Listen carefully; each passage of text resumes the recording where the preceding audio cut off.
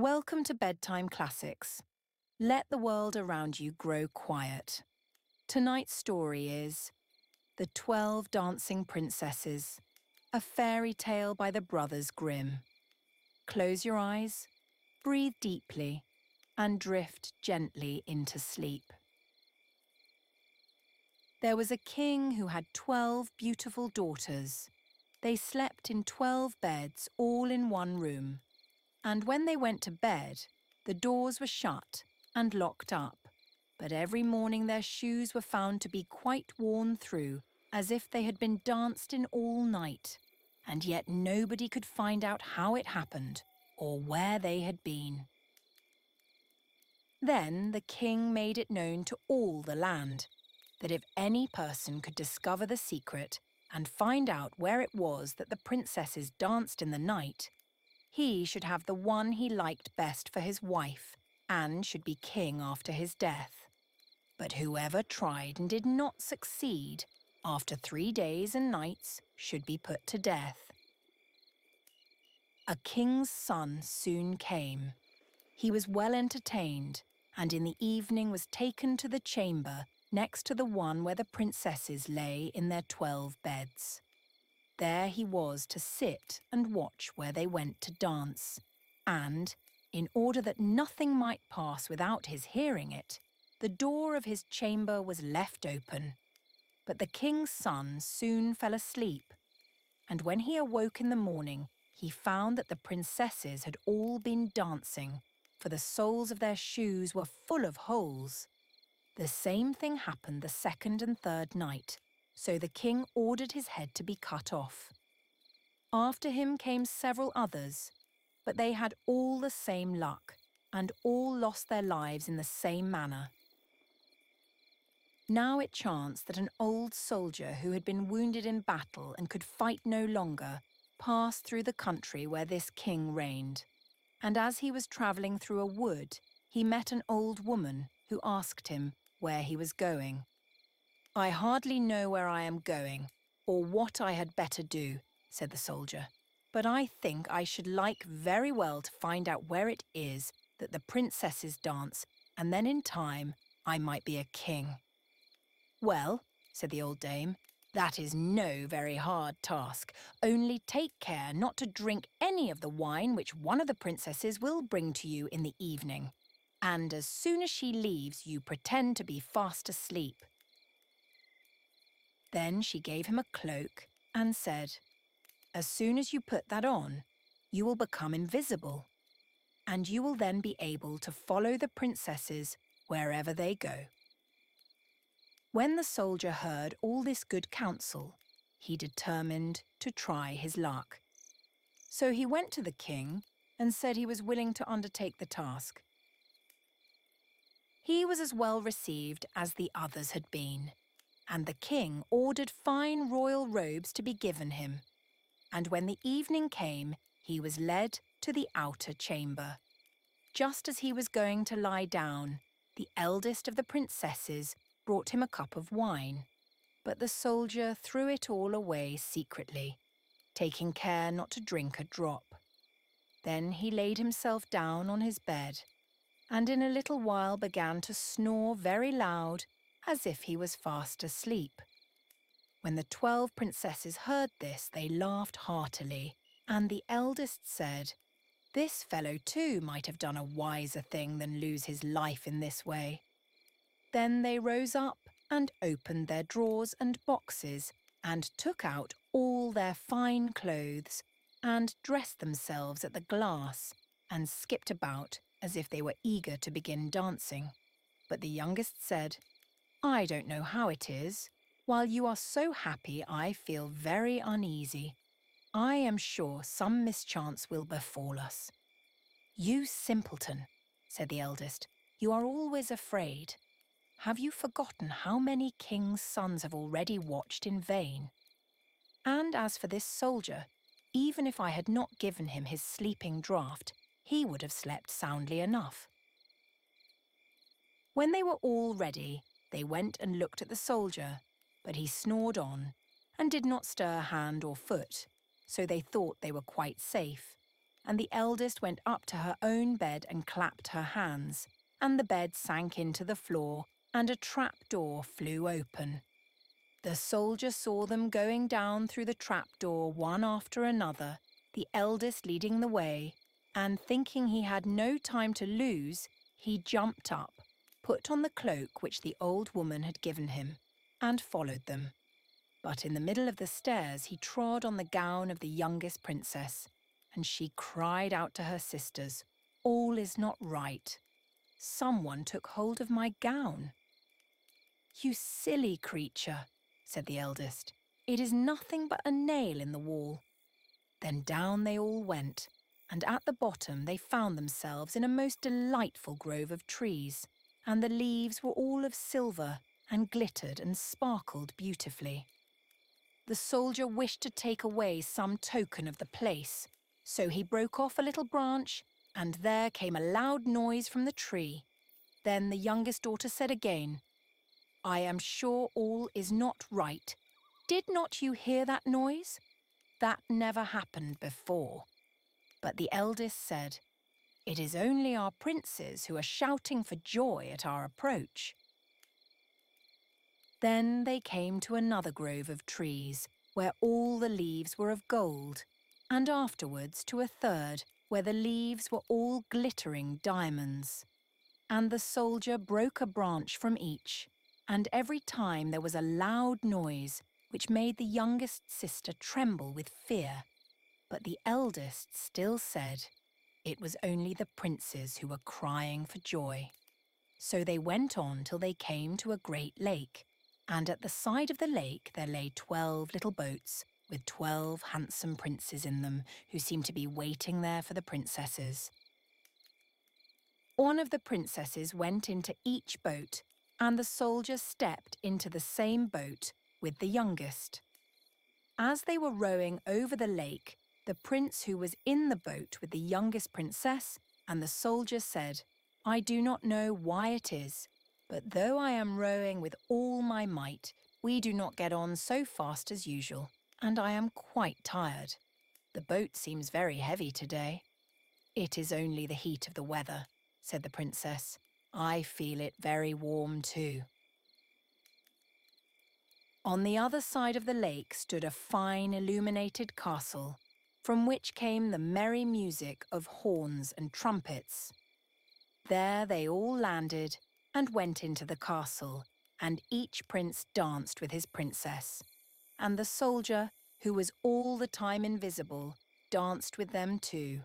And when any of the princesses had a cup of wine set by her, he drank it all up, so that when she put the cup to her mouth, it was empty.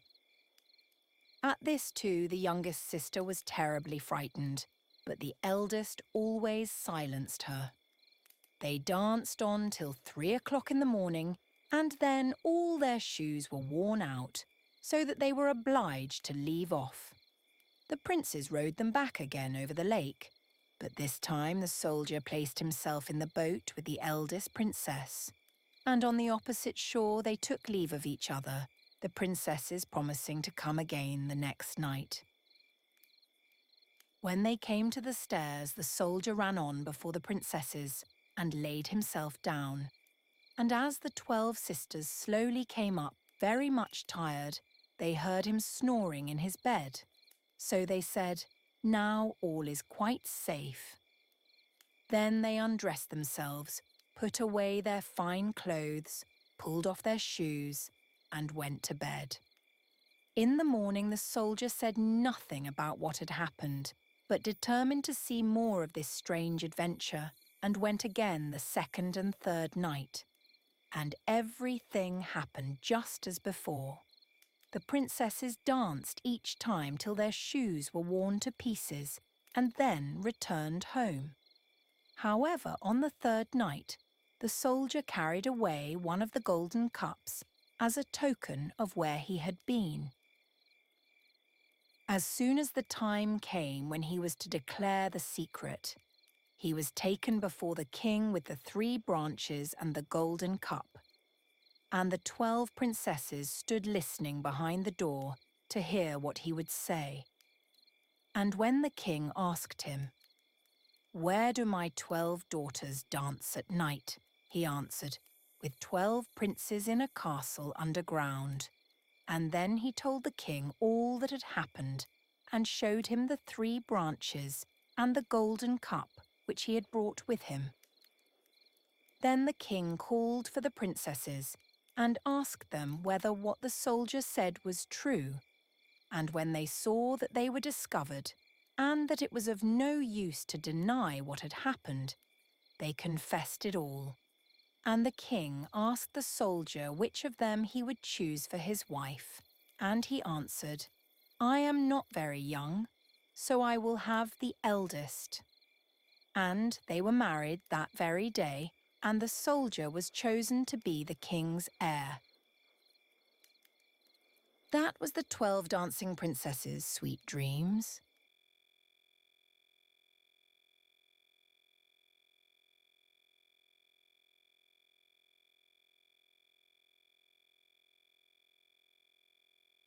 Welcome to Bedtime Classics. Let the world around you grow quiet. Tonight's story is The 4 Clever Brothers, a fairy tale by the brothers Grimm. Close your eyes, breathe deeply, and drift gently into sleep. "Dear children," said a poor man to his 4 sons, "I have nothing to give you. You must go out into the wide world and try your luck. Begin by learning some craft or another, and see how you can get on." So, the 4 brothers took their walking sticks in their hands and their little bundles on their shoulders, and after bidding their father goodbye, went all out at the gate together. When they had got on some way, they came to 4 crossways, each leading to a different country. Then the eldest said, "Here we must part, but this day 4 years we will come back to this spot, and in the meantime each must try what he can do for himself." So each brother went his way, and as the eldest was hastening on, a man met him and asked him where he was going and what he wanted. "I am going to try my luck in the world, and should like to begin by learning some art or trade," answered he. "Then," said the man, "go with me, and I will teach you to become the cunningest thief that ever was." "No," said the other, "that is not an honest calling, and what can one look to earn by it in the end but the gallows?" "Oh," said the man, "you need not fear the gallows, for I will only teach you to steal what will be fair game. I meddle with nothing but what no one else can get or care anything about, and where no one can find you out." So the young man agreed to follow his trade, and he soon showed himself so clever that nothing could escape him that he had once set his mind upon. The second brother also met a man who, when he found out what he was setting out upon, asked him what craft he meant to follow. "I do not know yet," said he. "Then come with me and be a stargazer. It is a noble art, for nothing can be hidden from you when once you understand the stars." The plan pleased him much, and he soon became such a skillful stargazer that when he had served out his time and wanted to leave his master, he gave him a glass and said, "With this you can see all that is passing in the sky and on earth, and nothing can be hidden from you." The third brother met a huntsman who took him with him and taught him so well all that belonged to hunting that he became very clever in the craft of the woods. And when he left his master, he gave him a bow and said, "Whatever you shoot at with this bow, you will be sure to hit." The youngest brother likewise met a man who asked him what he wished to do. "Would not you like," said he, "to be a tailor?" "Oh no," said the young man, "sitting cross-legged from morning to night, working backwards and forwards with a needle and goose will never suit me." "Oh," answered the man, "that is not my sort of tailoring. Come with me, and you will learn quite another kind of craft from that." Not knowing what better to do, he came into the plan and learnt tailoring from the beginning. And when he left his master, he gave him a needle and said, "You can sew anything with this, be it as soft as an egg or as hard as steel, and the joint will be so fine that no seam will be seen." After the space of 4 years, at the time agreed upon, the 4 brothers met at the 4 crossroads, and having welcomed each other, set off towards their father's home, where they told him all that had happened to them and how each had learned some craft. Then, one day, as they were sitting before the house under a very high tree, the father said, "I should like to try what each of you can do in this way." So he looked up and said to the second son, "At the top of this tree there is a chaffinch's nest. Tell me how many eggs there are in it." The stargazer took his glass, looked up, and said, "5. "Now," said the father to the eldest son, "take away the eggs without letting the bird that is sitting upon them and hatching them know anything of what you are doing." So the cunning thief climbed up the tree and brought away to his father the 5 eggs from under the bird, and it never saw or felt what he was doing, but kept sitting on at its ease.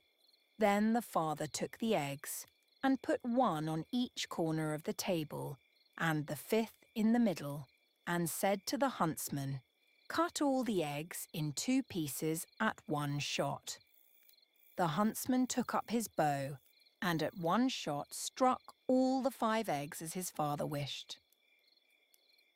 "Now comes your turn," said he to the young tailor. "Sew the eggs and the young birds in them together again, so neatly that the shot shall have done them no harm."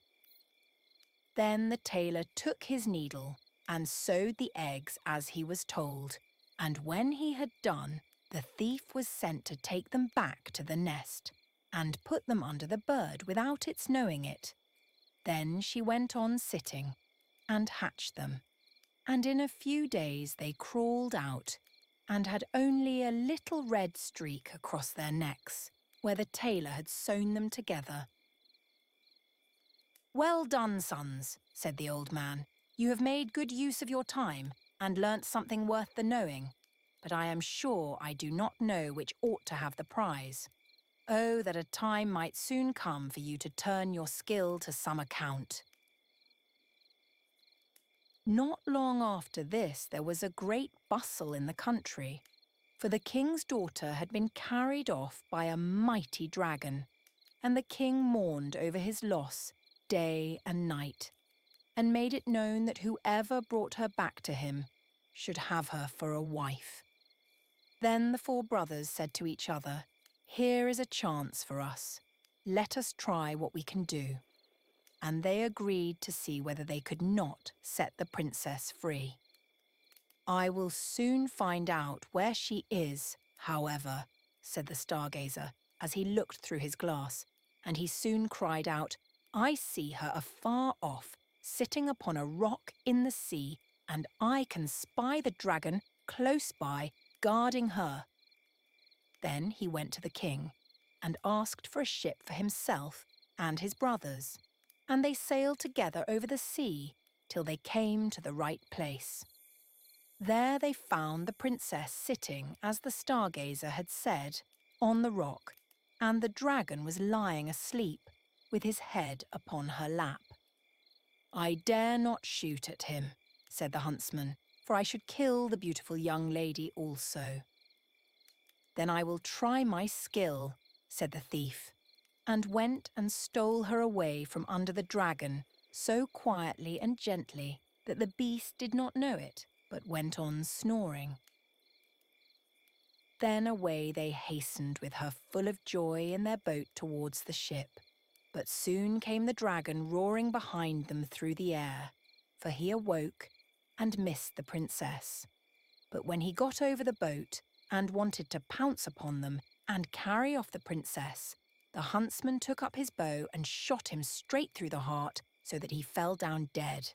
they were still not safe, for he was such a great beast that in his fall he overset the boat, and they had to swim in the open sea upon a few planks. So the tailor took his needle and with a few large stitches put some of the planks together, and he sat down upon these and sailed about and gathered up all pieces of the boat, and then tacked them together so quickly that the boat was soon ready, and they then reached the ship and got home safe. When they had brought home the princess to her father, there was great rejoicing, and he said to the 4 brothers, "One of you shall marry her, but you must settle amongst yourselves which it is to be." Then there arose a quarrel between them, and the stargazer said, "If I had not found the princess out, all your skill would have been of no use. Therefore, she ought to be mine." "Your seeing her would have been of no use," said the thief, "if I had not taken her away from the dragon. Therefore, she ought to be mine." "No, she is mine," said the huntsman, "for if I had not killed the dragon, he would after all have torn you and the princess into pieces." "And if I had not sewn the boat together again," said the tailor, "you would all have been drowned. Therefore, she is mine." Then the king put in a word and said, "Each of you is right, and as all cannot have the young lady, the best way is for neither of you to have her. For the truth is, there is somebody she likes a great deal better. But to make up for your loss, I will give each of you, as a reward for his skill, half a kingdom." So the brothers agreed that this plan would be much better than either quarrelling or marrying a lady who had no mind to have them. And the king then gave to each half a kingdom, as he had said, and they lived very happily the rest of their days, and took good care of their father. And somebody took better care of the young lady than to let either the dragon or one of the craftsmen have her again. That was the 4 Clever Brothers. Sweet dreams.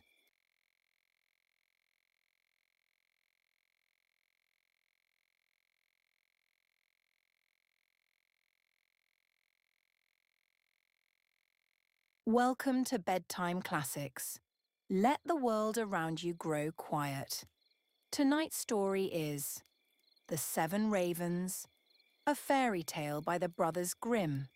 Close your eyes, breathe deeply, and drift gently into sleep.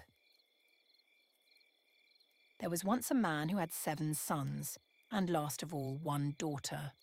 Although the little girl was very pretty, she was so weak and small that they thought she could not live. But they said she should at once be christened. So the father sent one of his sons in haste to the spring to get some water, but the other 6 ran with him. Each wanted to be first at drawing the water, and so they were in such a hurry that all let their pitchers fall into the well, and they stood very foolishly looking at one another and did not know what to do, for none dared go home. In the meantime, the father was uneasy and could not tell what made the young men stay so long. "Surely," said he, "the whole 7 must have forgotten themselves over some game of play." And when he had waited still longer and they yet did not come, he flew into a rage and wished them all turned into ravens. Scarcely had he spoken these words when he heard a croaking over his head, and looked up and saw 7 ravens as black as coal flying round and round. Sorry as he was to see his wish so fulfilled, he did not know how what was done could be undone, and comforted himself as well as he could for the loss of his 7 sons with his dear little daughter, who soon became stronger and every day more beautiful. For a long time she did not know that she had ever had any brothers, for her father and mother took care not to speak of them before her. But one day, by chance, she heard the people about her speak of them.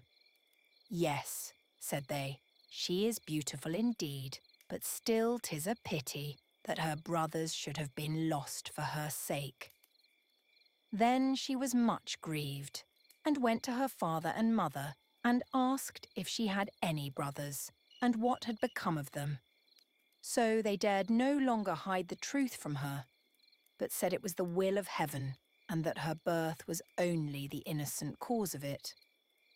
But the little girl mourned sadly about it every day, and thought herself bound to do all she could to bring her brothers back, and she had neither rest nor ease, till at length one day she stole away and set out into the wide world to find her brothers, wherever they might be, and free them, whatever it might cost her. She took nothing with her but a little ring which her father and mother had given her, a loaf of bread in case she should be hungry, a little pitcher of water in case she should be thirsty, and a little stool to rest upon when she should be weary. Thus she went on, and journeyed till she came to the world's end. Then she came to the sun, but the sun looked much too hot and fiery, so she ran away quickly to the moon. But the moon was cold and chilly, and said, "I smell flesh and blood this way." So she took herself away in a hurry and came to the stars, and the stars were friendly and kind to her, and each star sat upon his own little stool. But the morning star rose up and gave her a little piece of wood, and said, "If you have not this little piece of wood, you cannot unlock the castle that stands on the glass mountain, and there your brothers live." The little girl took the piece of wood, rolled it up in a little cloth, and went on again until she came to the glass mountain, and found the door shut. Then she felt for the little piece of wood, but when she unwrapped the cloth it was not there, and she saw she had lost the gift of the good stars. What was to be done? She wanted to save her brothers, and had no key of the castle of the glass mountain. So this faithful little sister took a knife out of her pocket and cut off her little finger. That was just the size of the piece of wood she had lost, and put it in the door and opened it. As she went in, a little dwarf came up to her and said, "What are you seeking for?" "I seek for my brothers, the 7 ravens," answered she. Then the dwarf said, "My masters are not at home, but if you will wait till they come, pray step in." Now the little dwarf was getting their dinner ready, and he brought their food upon 7 little plates, and their drink in 7 little glasses, and set them upon the table, and out of each little plate their sister ate a small piece, and out of each little glass she drank a small drop. But she let the ring that she had brought with her fall into the last glass. On a sudden she heard a fluttering and croaking in the air, and the dwarf said, "Here come my masters." When they came in, they wanted to eat and drink, and looked for their little plates and glasses. Then said, one after the other, "Who has eaten from my little plate, and who has been drinking out of my little glass?" "Caw, caw, will I win mortal lips have this way been?" When the 7th came to the bottom of his glass and found there the ring, he looked at it and knew that it was his father's and mother's, and said, "Oh, that our little sister would but come. Then we should be free."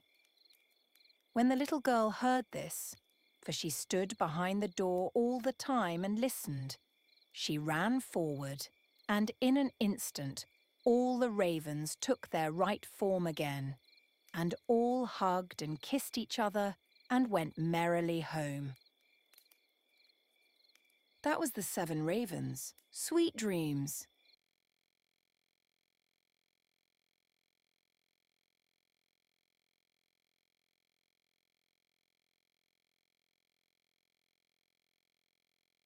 Welcome to Bedtime Classics.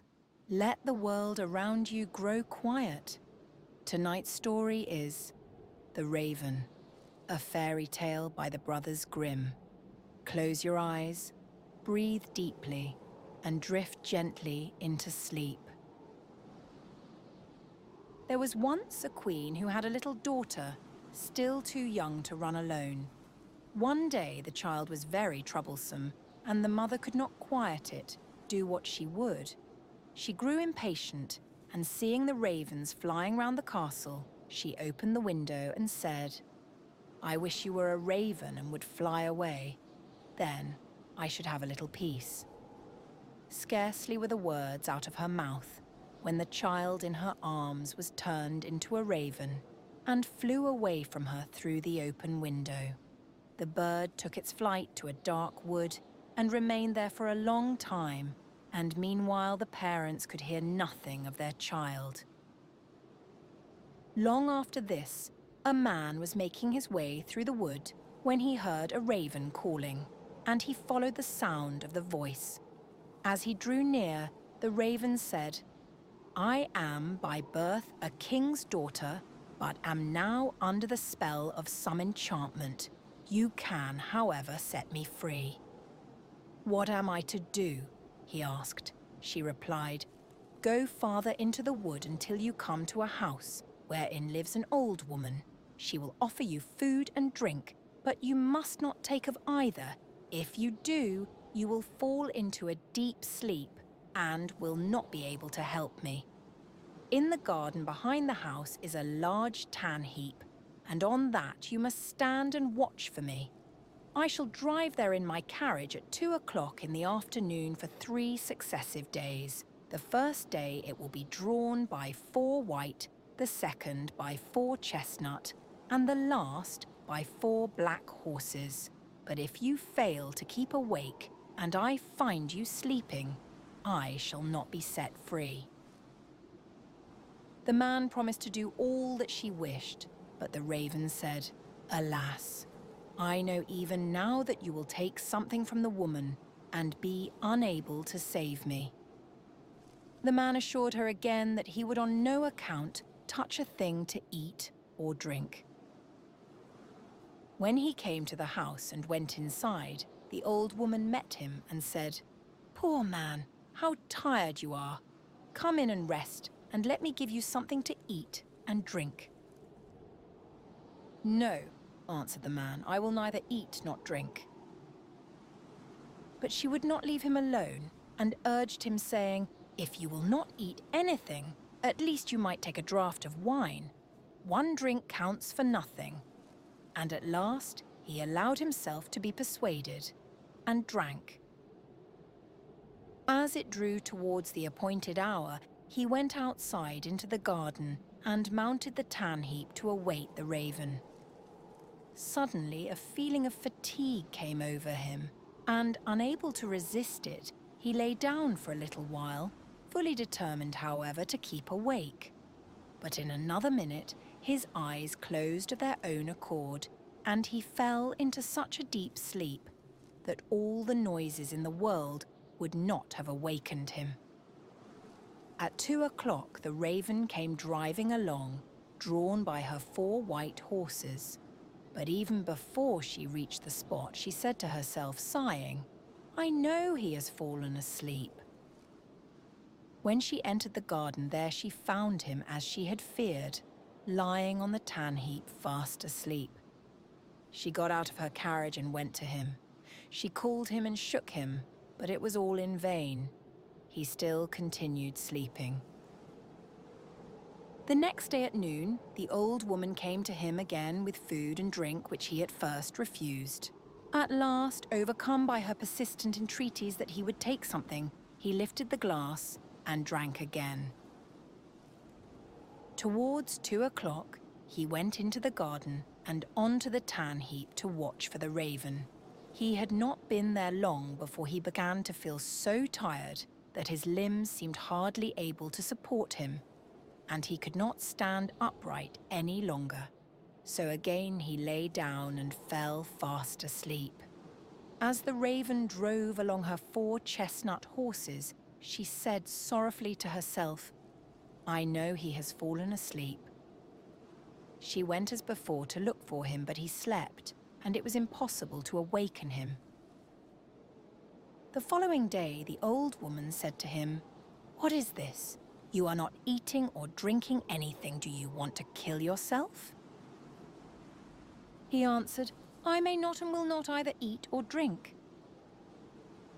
But she put down the dish of food and the glass of wine in front of him, and when he smelt the wine, he was unable to resist the temptation and took a deep draught. When the hour came round again, he went as usual onto the tan heap in the garden to await the king's daughter, but he felt even more overcome with weariness than on the 2 previous days, and, throwing himself down, he slept like a log. At 2 o'clock the raven could be seen approaching, and this time her coachman and everything about her, as well as her horses, were black. She was sadder than ever as she drove along, and said mournfully, "I know he has fallen asleep and will not be able to set me free." She found him sleeping heavily, and all her efforts to awaken him were of no avail. Then she placed beside him a loaf and some meat and a flask of wine of such a kind that however much he took of them, they would never grow less. After that she drew a gold ring, on which her name was engraved, off her finger and put it upon one of his. Finally, she laid a letter near him, in which, after giving him particulars of the food and drink she had left for him, she finished with the following words: "I see that as long as you remain here, you will never be able to set me free. If, however, you still wish to do so, come to the golden castle of Stromberg. This is well within your power to accomplish." She then returned to her carriage and drove to the golden castle of Stromberg. When the man awoke and found that he had been sleeping, he was grieved at heart and said, "She has no doubt been here and driven away again, and it is now too late for me to save her." Then his eyes fell on the things which were lying beside him. He read the letter and knew from it all that had happened. He rose up without delay, eager to start on his way and to reach the castle of Stromberg, but he had no idea in which direction he ought to go. He travelled about a long time in search of it and came at last to a dark forest, through which he went on walking for 14 days and still could not find a way out. Once more the night came on, and worn out, he lay down under a bush and fell asleep. Again the next day he pursued his way through the forest, and that evening, thinking to rest again, he lay down as before, but he heard such a howling and wailing that he found it impossible to sleep. He waited till it was darker and people had begun to light up their houses, and then, seeing a little glimmer ahead of him, he went towards it. He found that the light came from a house which looked smaller than it really was, from the contrast of its height with that of an immense giant who stood in front of it.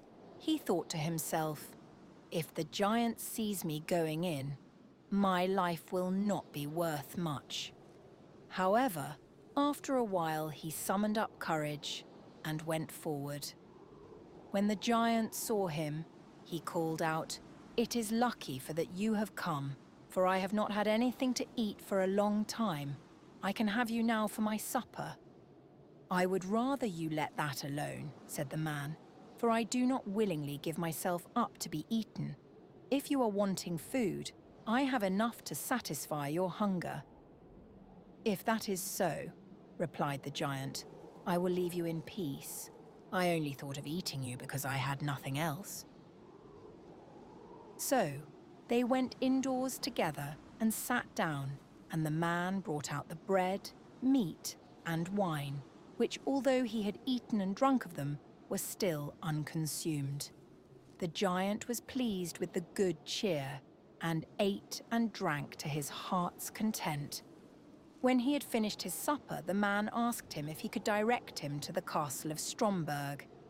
The giant said, "I will look on my map, On it are marked all the towns, villages, and houses. So he fetched his map and looked for the castle, but could not find it. "Never mind," he said. "I have larger maps upstairs in the cupboard. We will look on those."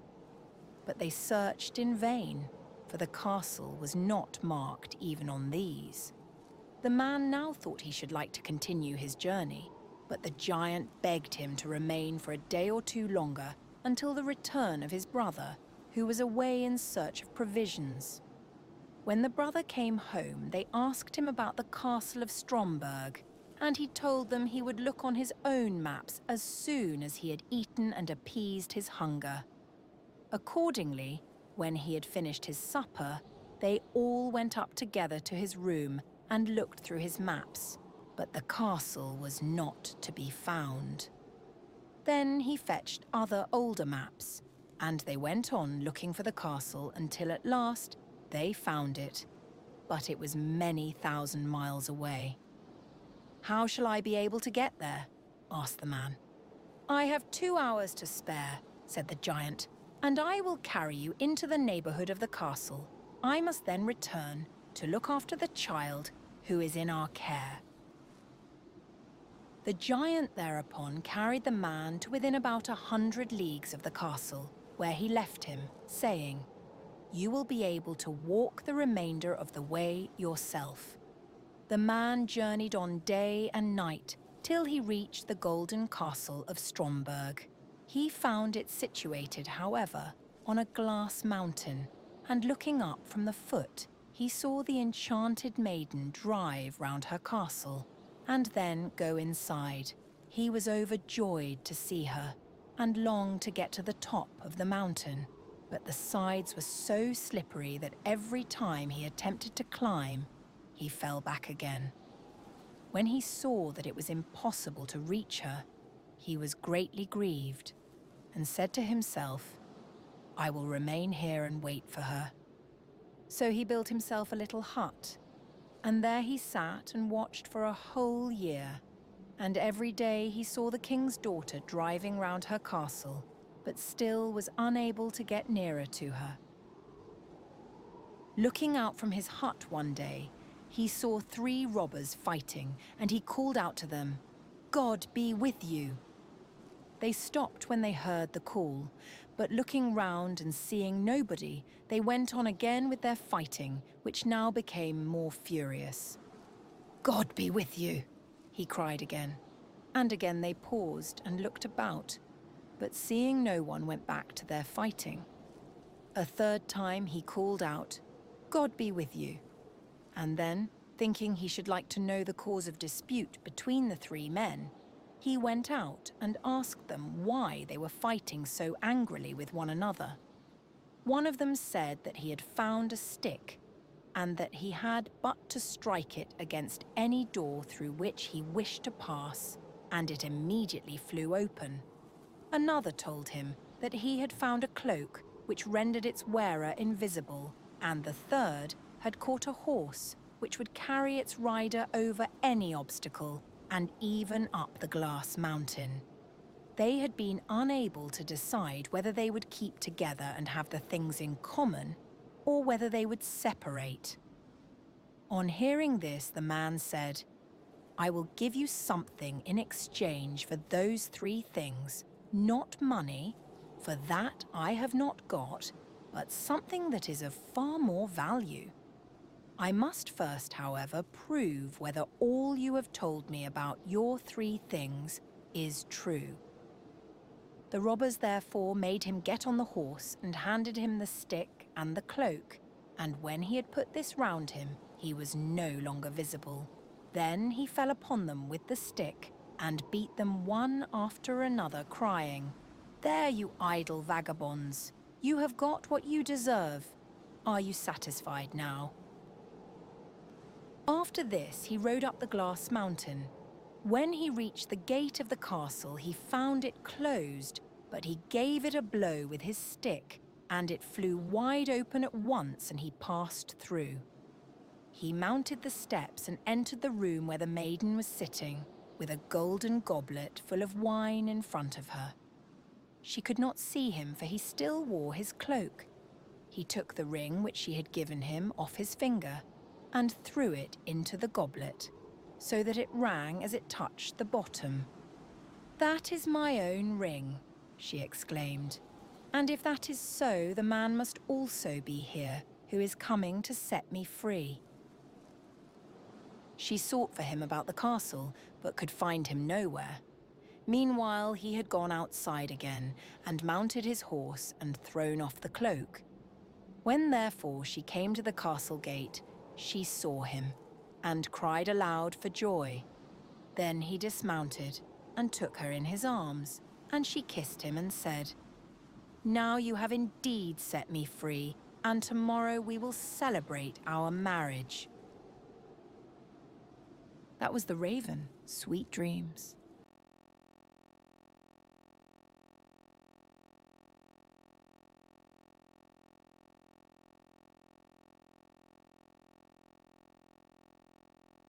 Welcome to Bedtime Classics. Let the world around you grow quiet. Tonight's story is The Wedding of Mrs. Fox. First story, A Fairy Tale by the Brothers Grimm. Close your eyes, breathe deeply, and drift gently into sleep. There was once upon a time an old fox with 9 tails who believed that his wife was not faithful to him and wished to put her to the test. He stretched himself out under the bench, did not move a limb, and behaved as if he were stone dead. Mrs. Fox went up to her room, shut herself in, and her maid, Miss Cat, sat by the fire and did the cooking. When it became known that the old fox was dead, suitors presented themselves. The maid heard someone standing at the house door, knocking. She went and opened it, and it was a young fox who said, "What may you be about, Miss Cat? Do you sleep or do you wake?" She answered, "I am not sleeping, I am waking. Would you know what I am making? I am boiling warm beer with butter. Will you be my guest for supper?" "No, thank you, miss," said the fox. "What is Mrs. Fox doing?" The maid replied, "She is sitting in her room, moaning in her gloom, weeping her little eyes quite red because old Mr. Fox is dead." "Do just tell her, miss, that a young fox is here who would like to woo her." "Certainly, young sir." The cat goes up the stairs, trip, trap. The door she knocks at tap, tap, tap. "Mistress Fox, are you inside?" "Oh, yes, my little cat," she cried. "A wooer he stands at the door out there." "What does he look like, my dear?" "Has he 9 as beautiful tails as the late Mr. Fox?" "Oh, no," answered the cat. "He has only 1. Then I will not have him." Miss Cat went downstairs and sent the wooer away. Soon afterwards there was another knock, and another fox was at the door who wished to woo Mrs. Fox. He had 2 tails, but he did not fare better than the first. After this still more came, each with 1 tail more than the other, but they were all turned away, until at last one came who had 9 tails, like old Mr. Fox. When the widow heard that, she said joyfully to the cat, "Now open the gates and doors all wide and carry old Mr. Fox outside." But just as the wedding was going to be solemnized, old Mr. Fox stirred under the bench and cudgelled all the rabble and drove them and Mrs. Fox out of the house. That was the wedding of Mrs. Fox's first story, Sweet Dreams.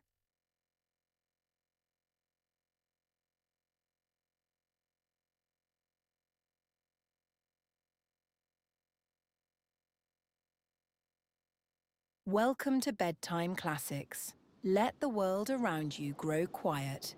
Tonight's story is The White Snake, a fairy tale by the Brothers Grimm. Close your eyes, breathe deeply, and drift gently into sleep. A long time ago, there lived a king who was famed for his wisdom through all the land. Nothing was hidden from him, and it seemed as if news of the most secret things was brought to him through the air. But he had a strange custom.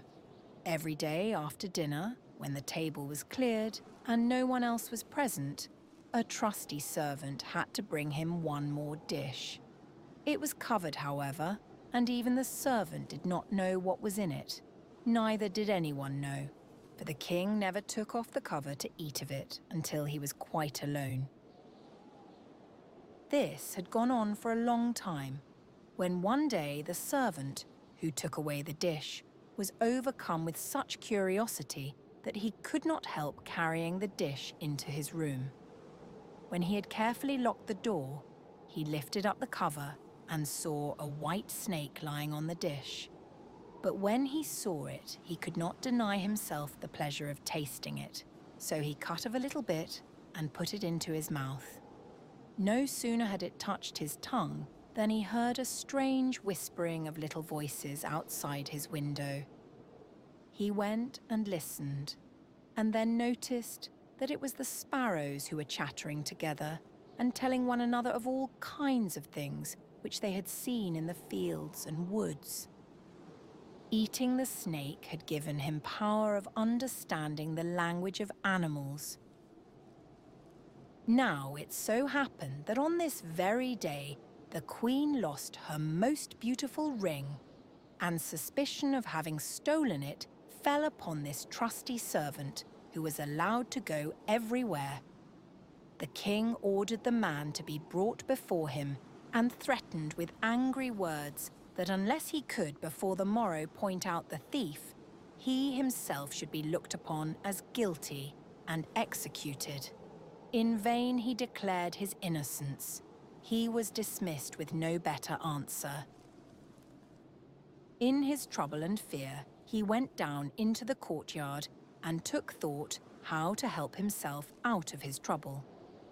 Now some ducks were sitting together quietly by a brook and taking their rest, and, whilst they were making their feathers smooth with their bills, they were having a confidential conversation together.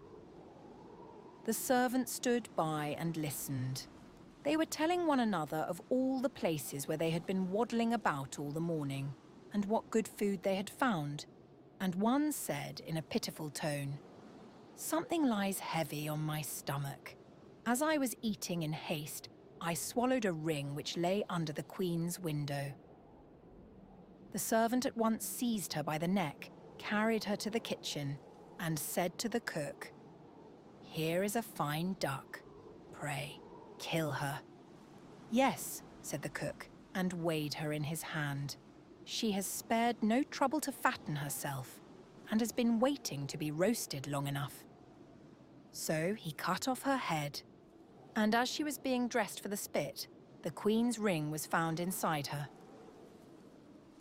The servant could now easily prove his innocence, and the king, to make amends for the wrong, allowed him to ask a favour and promised him the best place in the court that he could wish for. The servant refused everything and only asked for a horse and some money for travelling, as he had a mind to see the world and go about a little. When his request was granted, he set out on his way, and one day came to a pond where he saw 3 fishes caught in the reeds and gasping for water. Now, though it is said that fishes are dumb, he heard them lamenting that they must perish so miserably. And, as he had a kind heart, he got off his horse and put the 3 prisoners back into the water. They leapt with delight, put out their heads and cried to him, "We will remember you and repay you for saving us." He rode on, and after a while it seemed to him that he heard a voice in the sand at his feet. He listened and heard an ant-king complain. "Why cannot folks, with their clumsy beasts, keep off our bodies? That stupid horse with his heavy hoofs has been treading down my people without mercy." So he turned onto a side path, and the Ant King cried out to him, "We will remember you. One good turn deserves another." The path led him into a wood, and there he saw two old ravens standing by their nest and throwing out their young ones. "Out with you, you idle, good-for-nothing creatures," cried they. "We cannot find food for you any longer. You are big enough and can provide for yourselves." But the poor young ravens lay upon the ground, flapping their wings and crying, "Oh, what helpless chicks we are! We must shift for ourselves, and yet we cannot fly. What can we do but lie here and starve?" So the good young fellow alighted and killed his horse with his sword and gave it to them for food. Then they came hopping up to it, satisfied their hunger, and cried, "We will remember you. One good turn deserves another."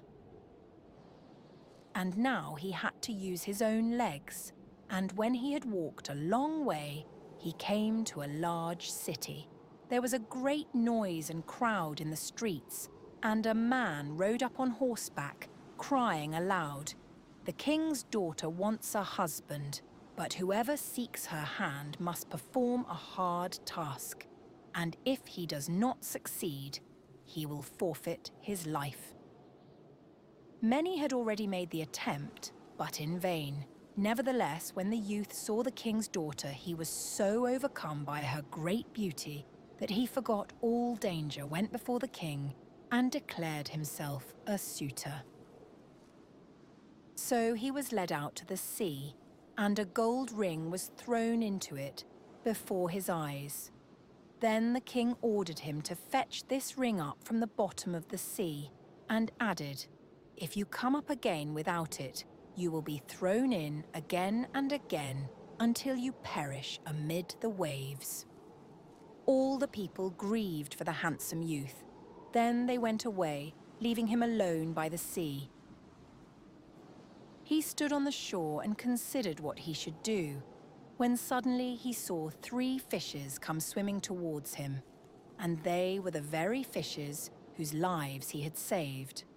The one in the middle held a mussel in its mouth, which it laid on the shore at the youth's feet, and when he had taken it up and opened it, there lay the gold ring in the shell. Full of joy, he took it to the king and expected that he would grant him the promised reward. But when the proud princess perceived that he was not her equal in birth, she scorned him and required him first to perform another task. She went down into the garden and strewed with her own hands 10 sacks full of millet seed on the grass. Then she said, "Tomorrow morning before sunrise, these must be picked up, and not a single grain be wanting." The youth sat down in the garden and considered how it might be possible to perform this task, but he could think of nothing, and there he sat sorrowfully awaiting the break of day, when he should be led to death. But as soon as the first rays of the sun shone into the garden, he saw all the 10 sacks standing side by side, quite full, and not a single grain was missing. The Ant King had come in the night with thousands and thousands of ants, and the grateful creatures had by great industry picked up all the millet seed and gathered them into the sacks. Presently, the king's daughter herself came down into the garden and was amazed to see that the young man had done the task she had given him.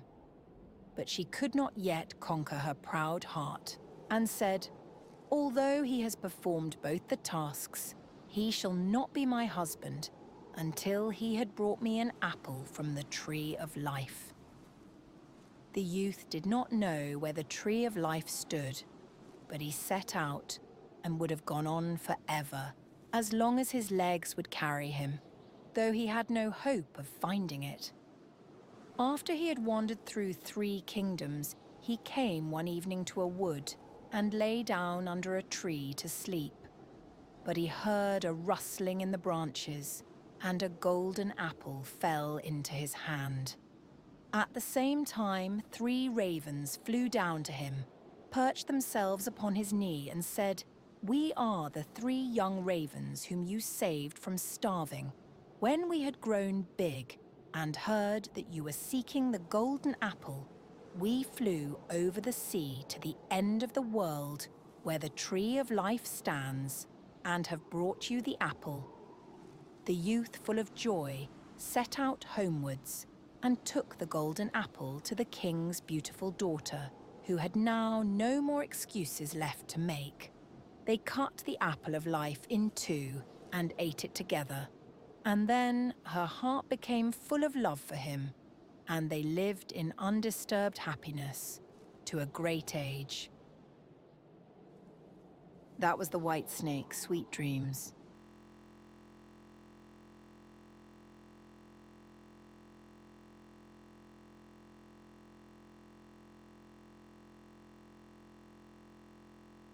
Welcome to Bedtime Classics. Let the world around you grow quiet. Tonight's story is The Turnip, a fairy tale by the brothers Grimm. Close your eyes, breathe deeply, and drift gently into sleep. There were 2 brothers who were both soldiers. The one was rich and the other poor.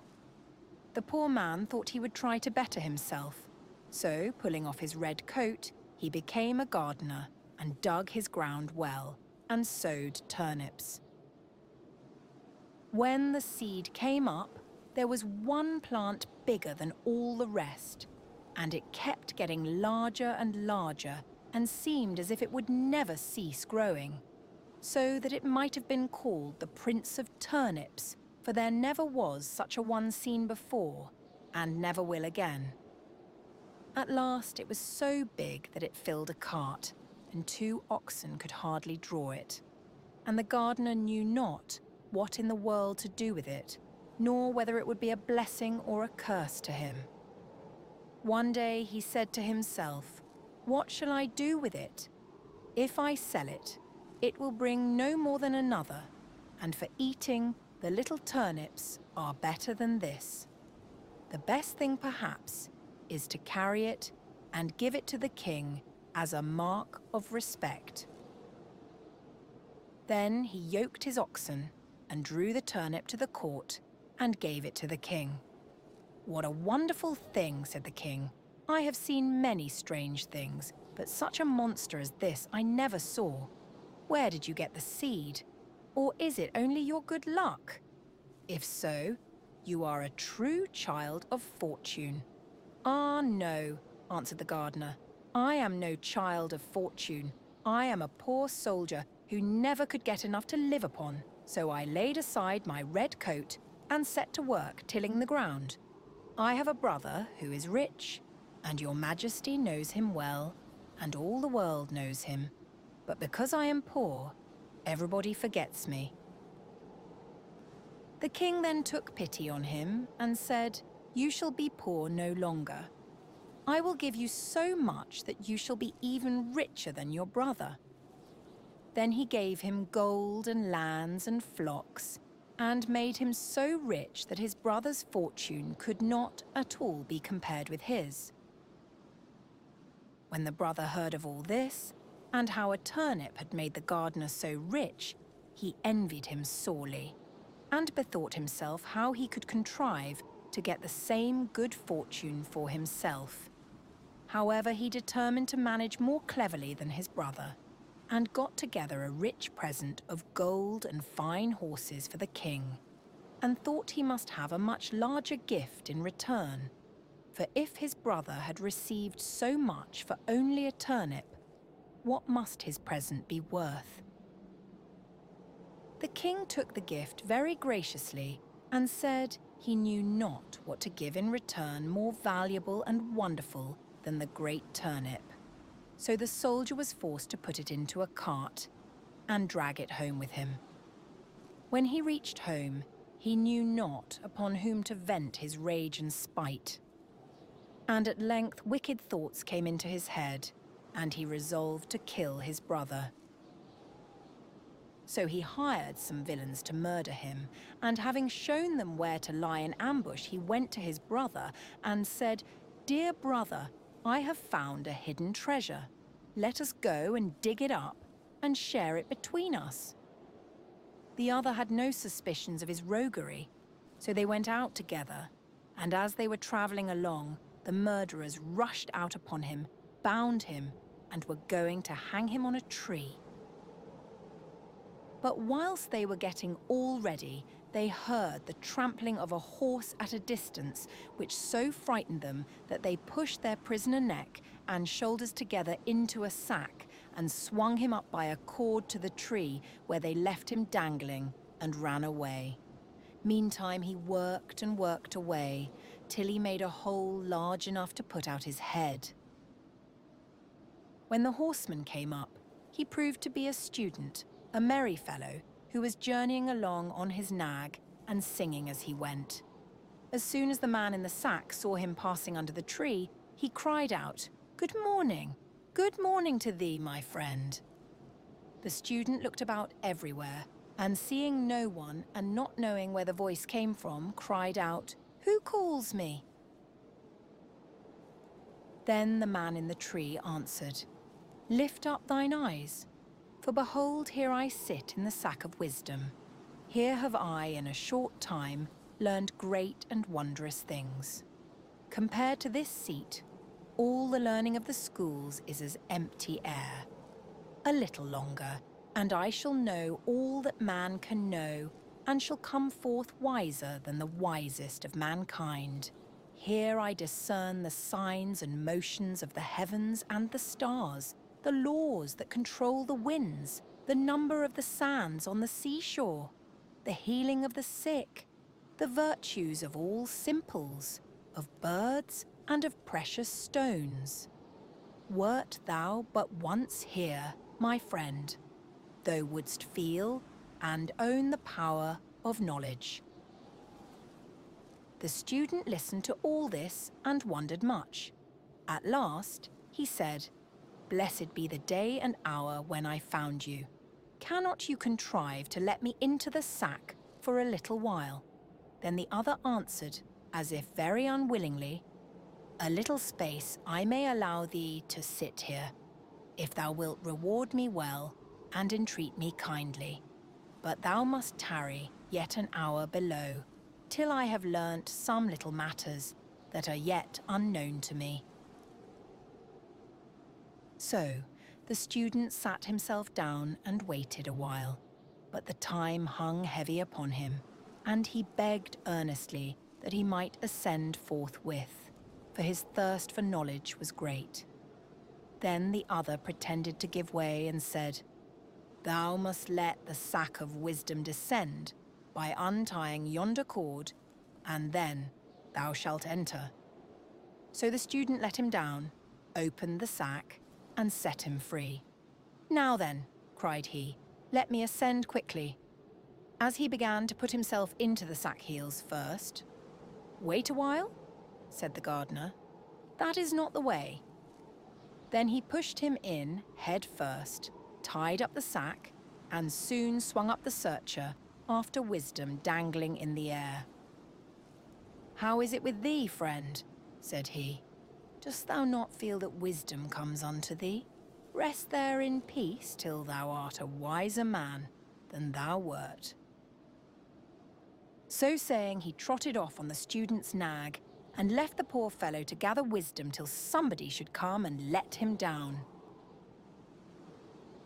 That was the Turnip, sweet dreams.